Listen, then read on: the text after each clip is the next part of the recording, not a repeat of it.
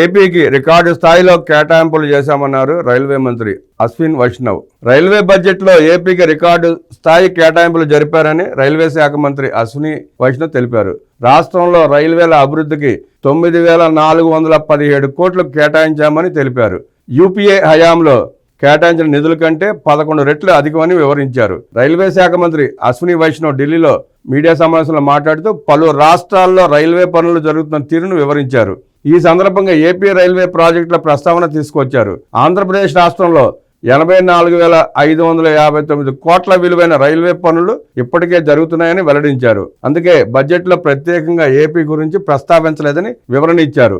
ఇక ఏపీలో 73 రైల్వే స్టేషన్ల రూపురేఖలను పూర్తిగా మార్చి వేస్తున్నామని వెల్లడించారు. ఆయా రైల్వే స్టేషన్లను ఆధునిక సౌకర్యాలతో తీర్చిదిద్దుతామని తెలిపారు. మున్ముందు ఏపీకి మరిన్ని వందే భారత్ రైళ్లు కేటాయిస్తామని, ప్రస్తుతం ఏపీలోని 16 జిల్లాల మీదుగా 8 వందే భారత్ రైళ్లు తిరుగుతున్నాయని కేంద్ర మంత్రి అశ్విని వైష్ణవ్ వివరించారు.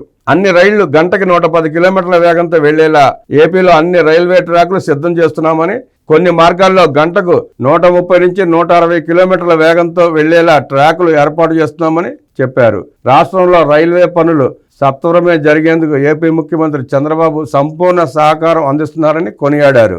అమరావతి రైల్వే లైన్ 4 ఏళ్ల పూర్తి చేస్తాం.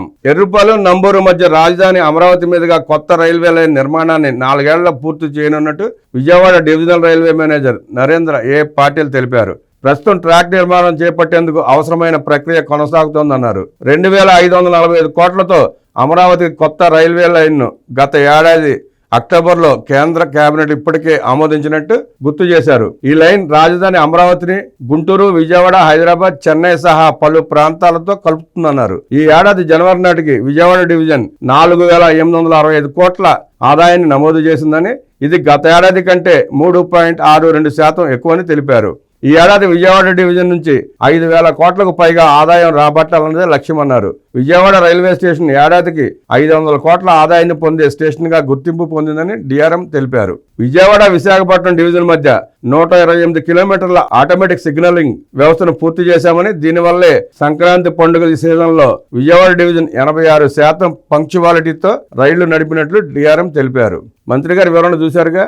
నిన్న మొన్న సాక్షిలో కూర్చున్న కారు కోతలకి జవాబుగానే ఆయన ఈ సమాధానం చెప్పినట్టు ఉంది. కేటాయింపులు జరిగాయి, ఆ సంగతి ఆళ్ళకే తెలుసు. అదే ఆంధ్రప్రదేశ్ పేరు ప్రస్తావించలేదంట.